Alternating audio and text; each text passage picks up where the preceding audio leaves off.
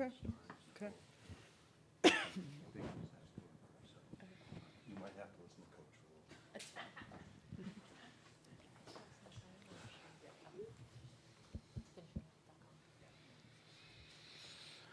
This is the pre-championship series press conference featuring the Oklahoma Sooners. We're currently joined by head coach Patty Gasso and student athletes Hope Trautwein and Tiare Jennings, and Jocelyn will be with us shortly. So we'll begin with questions. Ryan Aber. Ryan Aber for the Oklahoma. This is for both Patty and the players. The familiarity of playing Texas 3 times in the regular season, once here. How does that make the dynamic different, Patty, from your other experiences? And just what are the sort of the pros and the cons of playing a team that you're so familiar with? I think the pros are that you know them.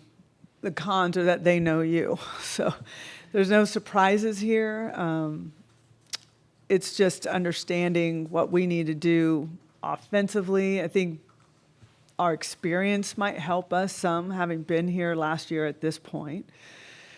So I think both teams are working to kind of get on the board quickly, set the tone quickly.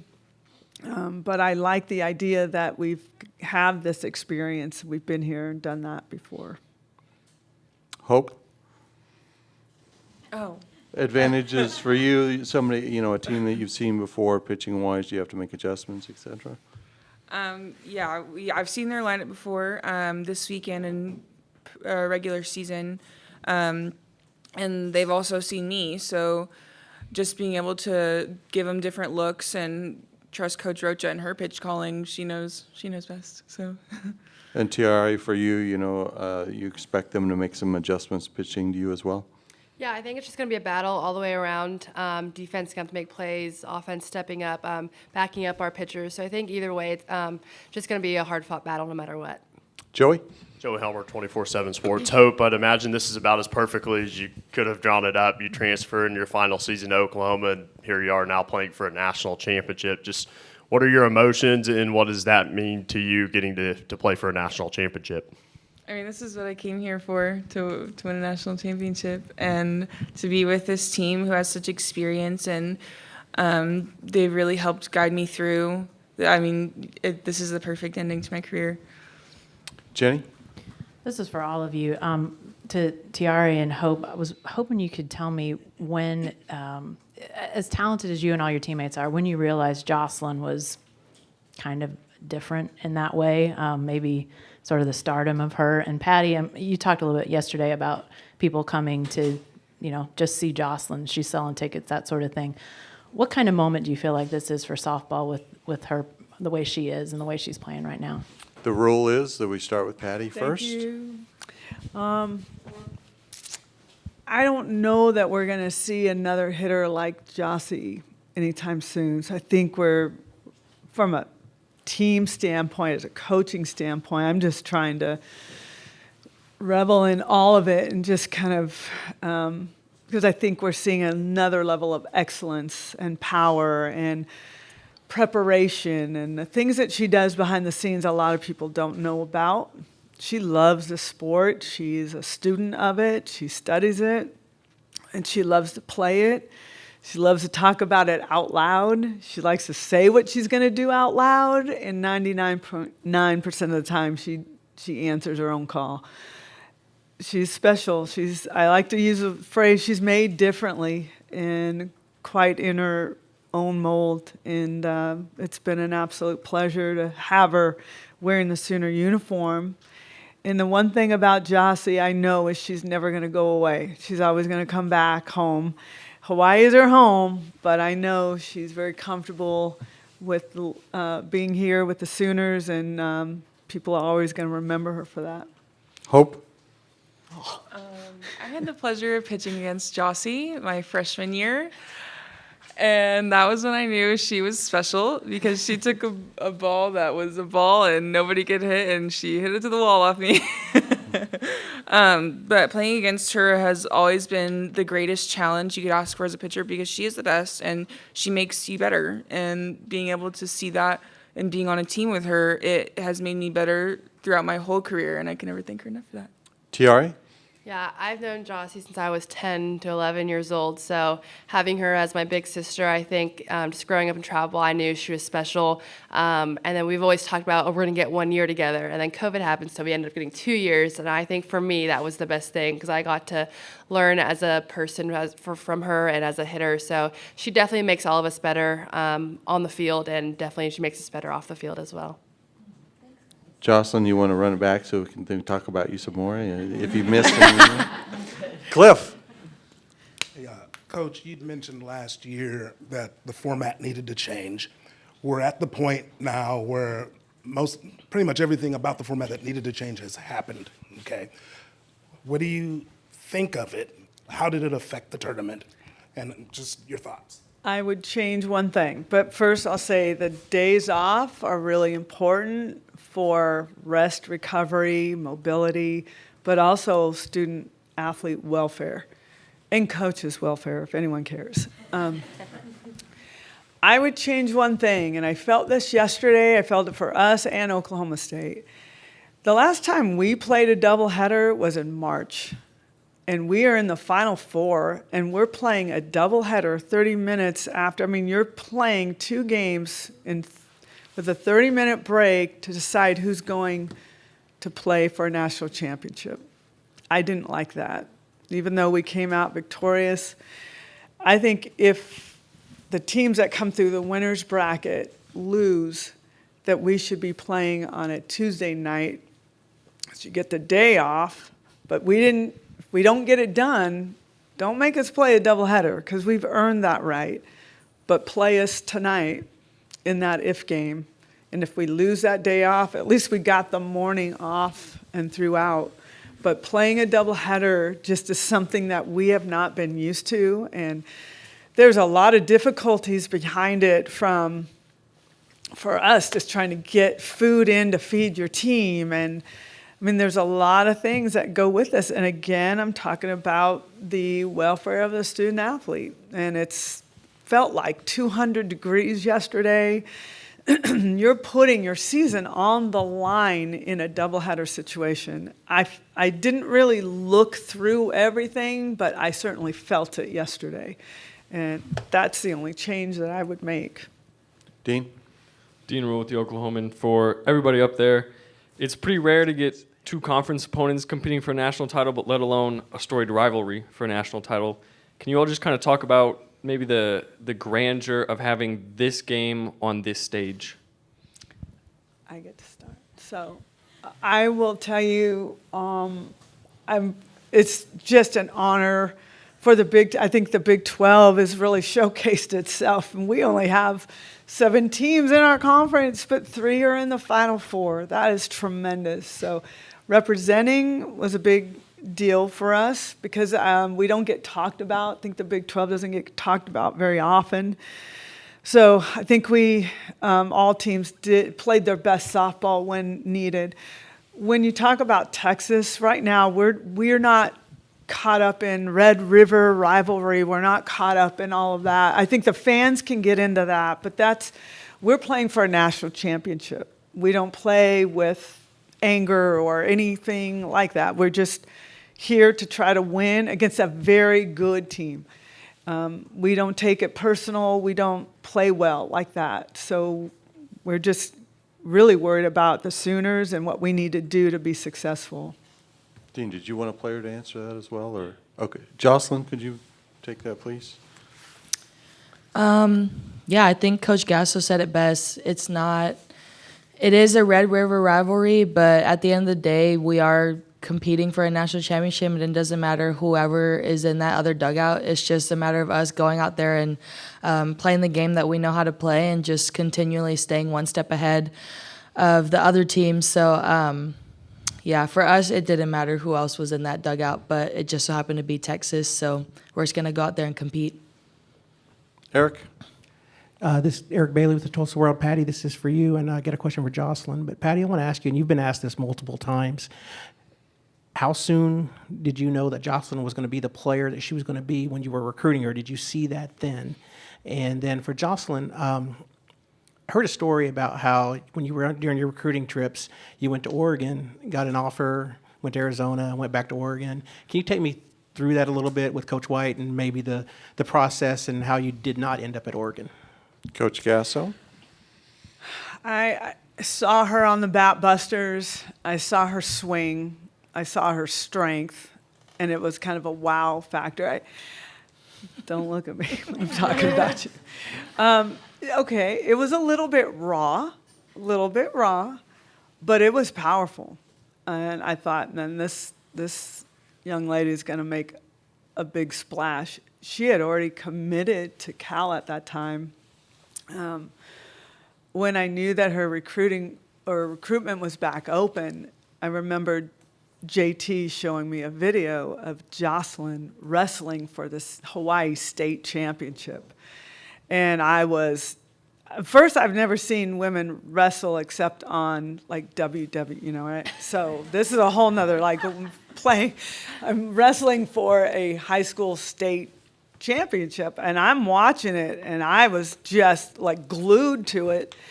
And it's intense and it's tough, and I think she pinned the kid, but dislocated her shoulder, right? I didn't pin her. I won by All right. points, Well, I'm yeah. sorry. I just know that her shoulder was dislocated, and I'm like, oh my God, I need this. I want this on. It was focused, and the way she celebrated after. I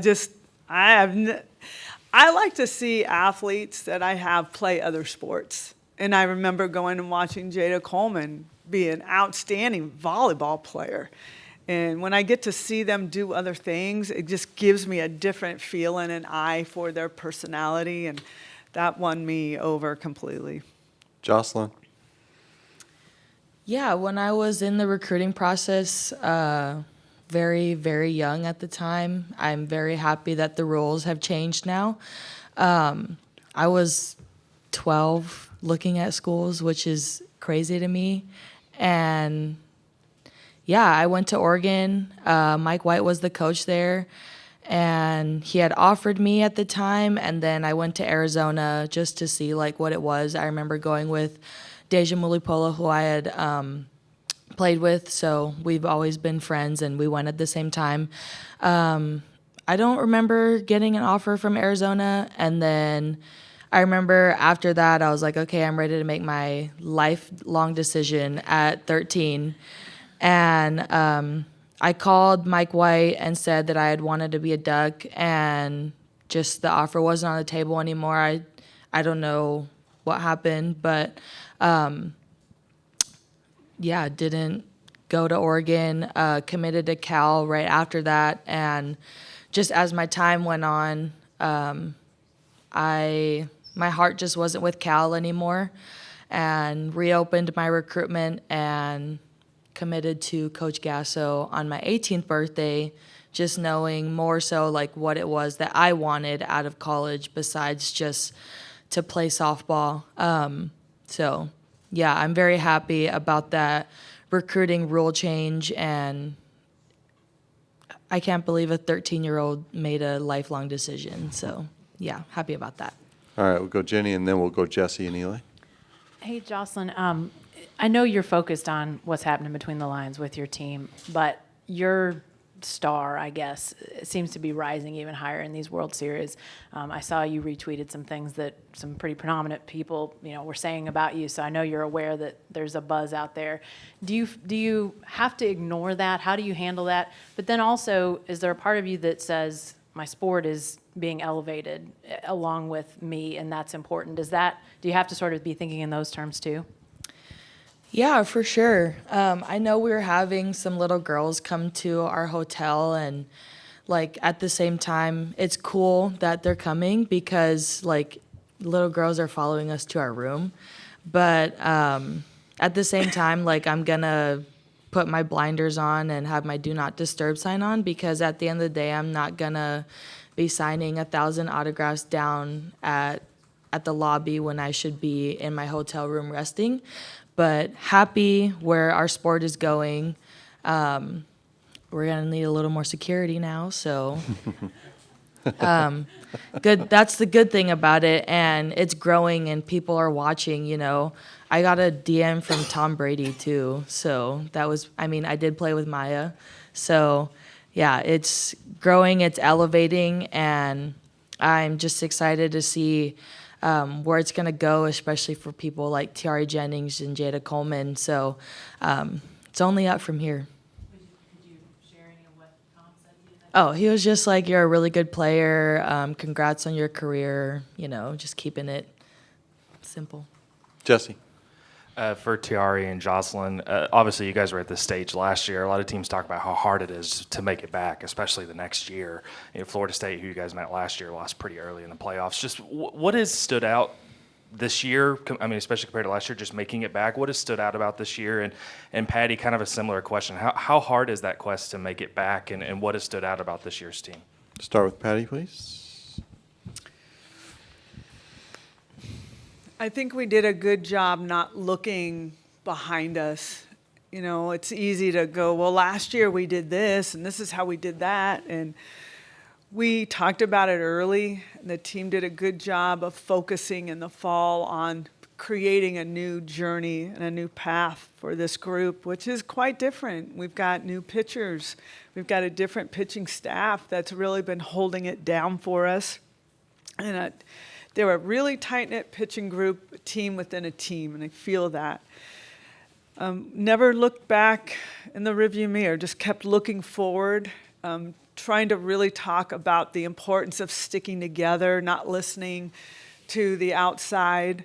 You know, it's interesting how, and I love the fans. The fans here are so supportive and wonderful, but sometimes with football or softball, they get a little spoiled, right? So you're the number one team, go win it all. You should win it all because you're number one. I'm like, wait a minute, now it doesn't quite work that way. So it's making sure that we're just really sticking in a neutral space where we understand what's in front of us, that we stick together. It's a very tight-knit group, and that is very important on these big stages. If they're a group that doesn't care for each other or they're infighting going on, it just doesn't work. And this group has been arm in arm from the beginning, and I think that has been a big difference maker for us. Tiare.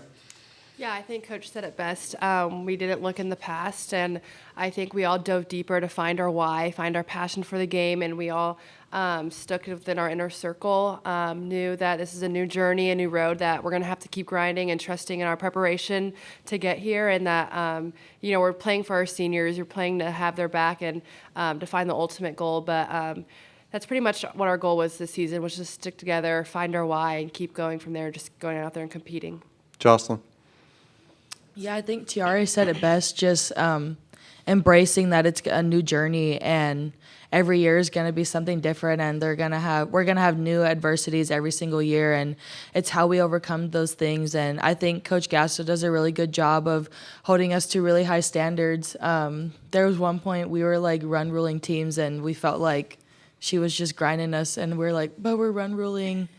So, I mean, but that's just the standard is here, you know, and I feel like that's what sets us apart from a lot of people, and it's the preparation that comes with it as well, you know. We have really good practice plans, very detailed practice plans, and we don't practice like any other team in the country. We're going to put on our pants, and we're going to get our hands dirty, and we're going to go to work. So just a testament to Coach Gasso and the coaching staff for how they've prepared us well for these moments. Eli.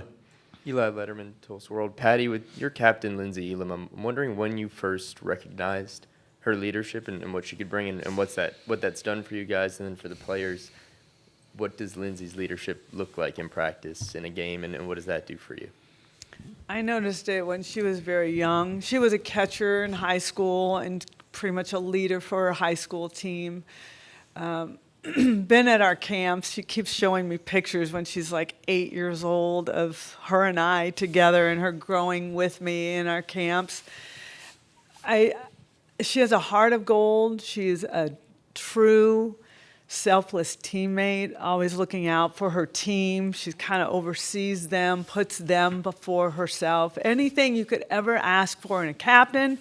She doesn't need friends on this team. She will say what she means. in the circle and say it strongly to get them to follow. Sometimes she's in the game, sometimes she's not, but she is 100% in with the Sooners 24/7. She's been our leader for 2 or 3 years. She's been, I'm going to say it out loud, she's been my best captain I've ever had. Hope? Lindsay Elam, Coach says she doesn't need friends, but every single person on the team loves her 1,000%.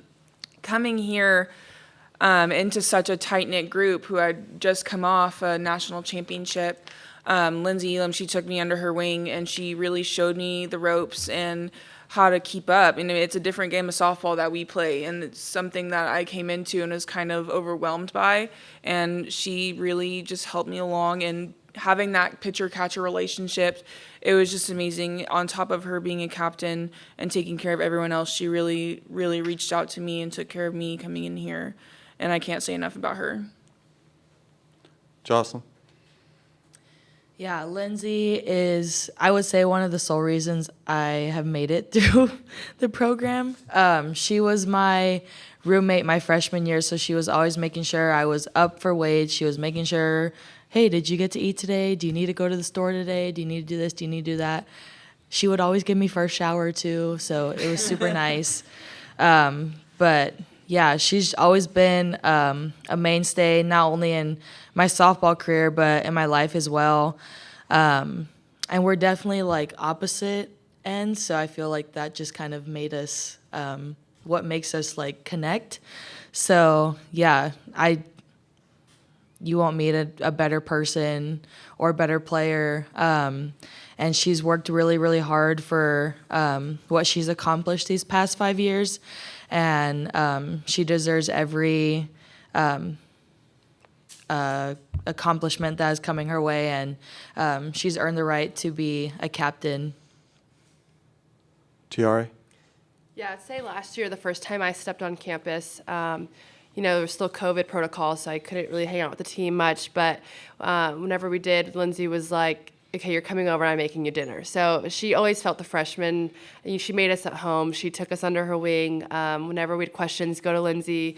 But she's just, her character, I've never met anyone like her, and I'm just so thankful that I get to learn from her, because I will never meet someone like Lindsay Elam again. Just her passion for the game. She's selfless, loyal. So she's just awesome to be around, and her energy feeds off the team, and I know that I'm going to learn so much more from her, so I love her to death. Cliff? Yeah, this is for Coach and for Jocelyn. You talked about the overall growth of the sport. Well, now you've got Athletes Unlimited that's starting to establish itself. You got WPF that's starting to make an effort to establish itself as well. How important are those things? Because a few years ago, those things weren't there at all. How important is it for those things to be in place in line with the growth of the college game? Extremely important. I think that's one of the victories in our sport, and for someone that's been in it for such a long time. I remember when Kaylani was going off to Japan and making 6 figures, and I'm like, wow, we are making a living off of this sport. That is the goal now. Are these athletes getting paid enough to make a living? Not quite yet, but as long as it's a good product, people are going to want to come out. Wherever Jocelyn is playing, people are going to want to continue to come out to watch her. So it's about our coverage, sponsorship. They need help. They need help with sponsorship and with financing. But if our athletes can make a living playing softball, that is one of the check marks, at least for some of these old coaches that are like, wow, this is tremendous to see. Not just in playing, but in marketing and promotions and the money that the NILs are bringing these athletes. I never thought in a million years I'd be seeing what is going on right now. And it's been fabulous. As long as it's handled the correct way, it's been fabulous. So it is great for our game. We just need more help. We need to continue to finance what's going on here. Jocelyn? Yeah, I'm just excited to be a part of one of the 2 leagues. I don't know which one I'm playing in yet, but I know some Sooner fans and fans all over the world are going to continue to follow me. Another thing I think is good is how far they've come. I know how hard Lauren has worked to become, to have WPF become a thing, and I know the hard work that has gone in behind AU. And one, I'm excited to join. One of the two. Second is I'm excited to see how good it's going to get from here because of the college game and how much people want to watch it and stuff like that. So I'm excited for players who want to continue to play, that they'll have that opportunity. And even little girls in the stands will now say like, oh, now I can become a professional softball player. So yeah, I think it's going in a really good direction. Ryan? I've got one for Hope and one for Coach. They're two different, though. Hope, this program has been to 3 straight Champ Series, but you, Alyssa, Jordy, all new additions. What's kind of been the message from the team as far as playing on that stage and kind of what's different once it flips to the Champ Series? And then Coach, yesterday you mentioned Jordy, had a lot of adrenaline flow and all that stuff. From a recovery standpoint today, day after that subsided, is she a point where she's still comfortable that if you need her to call upon, she'll be available? Jordy will be good to go. Go home. Period. Oh, do you remember the question? Yeah. I'm sorry, Hope, yes. My apologies. Yeah, so this team has a lot of experience, and that has definitely helped me and Liz and Jordy out a lot, and just taking after the footsteps of these guys who have been here and won this before. But really, the Champ Series, yes, it does mean a lot, but we can't treat it like that. We have to treat it like any other game because, it really is another game that I have to perform. I don't have to do anything different than what I have been doing, and just trying to do my best and leave it out on the field. All right, I have a couple Zoom questions. We'll go to Graham Hayes, potentially. Yeah, it's Bob. I got nothing there. Can you do that? Okay. Go ahead, Graham. Thanks. I wanted to ask Jocelyn, kind of following up on what Jenny was asking you earlier about having a public profile. You can train your whole life softball skills. I don't imagine that you train to be famous, to have a platform, to have people recognize you. How did you learn to, make peace with that and embrace that and have that be a part of your life? Yeah, I think Coach Gasso has really taught me well how to handle certain things, and with that being one of those. And now Coach Gasso has really made me think twice about what I say and think twice about what I do, think twice about what I post, because everyone's watching, all eyes are on me, and it's not all eyes just on me, it's a bunch of other girls too, so I think just taking it for what it is and just running with it. You never know when people aren't going to remember your name, and records are meant to be broken, trophies get dust on them, so I'm just going to embrace this for however long it happens, and just try to get my message out there that anything can happen. All right, we will finish off the Sooners. Another Zoom question from Joe Buettner. Joe Buettner, eyes in Oklahoma. Patty, I wanted to ask you, it's been well noted how much you've evolved as a coach. And I'm curious when that idea of, not trying to seek revenge, not trying to look too much into a rivalry, when did that come in your playing or maybe coaching career, just inspired you to keep your team focused on, the top priority? I guess I learned if I coach with some other premonition of, I don't like you, or I'm angry, or I'm supposed to feel this way. I don't feel that way about anybody. I don't know a lot of these people. I don't know a lot of these coaches personally, so how can I have any kind of feeling one way or another? I've learned to care, number one, about my family. You care about your family, I'm going to care about my family. I can't worry about your family because I don't know your family. On video, I'm going to study your family, but I'm going to take care of my family. And that has made me understand how to keep my focus in the right place. Whether it's Bedlam or Red River, or we seem to find UCLA in postseason, and there's just no, I don't have any ill will or feelings at all. I just want to win. I want to get our team in a position to win, and that is all I care about. So all the other pageantry and all the sounds and voices, I don't follow it. I don't like it. I don't dislike it. I just don't pay attention to it. I'm not one that's on my phone a lot looking to see what other people are doing because I really care about my family. Coach Do you feel like Gasso? following Huh? kind of you? I've got one more. Oh, I just want to quickly follow. Do you always feel like that's kind of been you as a coach and a player? I don't think I've started that way. I came in like really feeling, I didn't even know what Red River was or Bedlam meant until people started telling me I'm supposed to not like the other programs. I'm like, why? So I kind of fell into that when I was young, like a younger coach, and then I just evolved into understanding I don't operate like that. I really don't, so. Matt. Yeah. This is from Nicole Auerbach at The Athletic. When you think back to taking the job in October '94, what were some of the things you knew you needed to do to change the culture, establish the high standards you hold your athletes, and get players who at that point you hadn't recruited to buy into you? That's a loaded question. Well, when I took the job, I was pregnant, so I was really just worrying about taking care of little DJ, who is now 30 or 28 years old, whatever he is. I don't even know how old my kids. There was no stadium. There's no field. We played over at Reeves Park, and I'm a California kid. I wanted to coach in California. That's where my family was. But a junior college coach from Long Beach is not going to get a D1 job in California. So what are you going to do? I came out to the World Series. I would watch it with Mickey Davis, who is one of the all-time great softball pros in the world. And she was my boss, and she'd bring me out here, and I'd watch it. And there were 2,000 people here, and I'm like, oh my gosh, look at all these people. This is crazy. To see where we are now is incredible, but when I got here, we played at Reeves Park.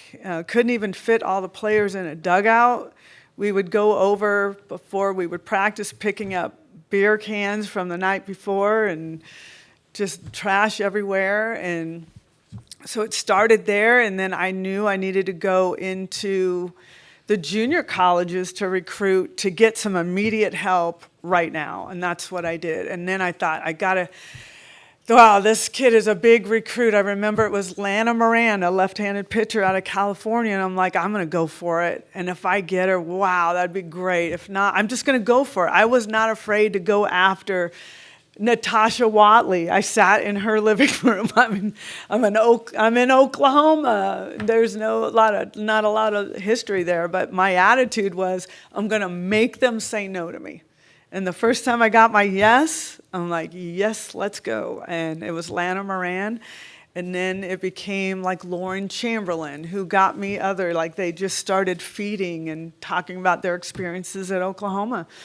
So it was really by word of mouth, but I just, as a young coach, was like, you're going to have to say no to me. I'm going to make you say no to me. And I fought like heck to try to get them here, but that's kind of how it began. All right, Coach, Hope, Jocelyn, Tiare, thank you very much for your time. Appreciate it. Thank you. Congratulations. Thank you.